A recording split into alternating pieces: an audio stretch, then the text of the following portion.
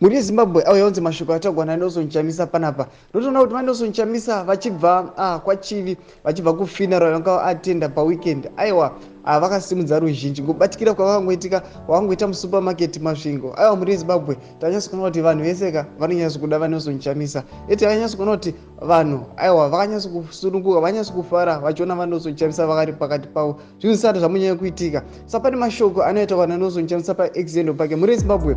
Sarabopinda mashoko atira nokudzaiva subscribe like utina on the bell icon. Tamochana updates andokupa pano paZim News Live. Nekuti tinokuti vaNelson Chamisa anonyora achiti humbling on my way from Chivi. I made believe stop at a local supermarket in Masvingo. I'm in awe of deep love you show me. Thank you Zimbabwe for the trust, confidence and encouragement. It can only be of God. You will never be disappointed.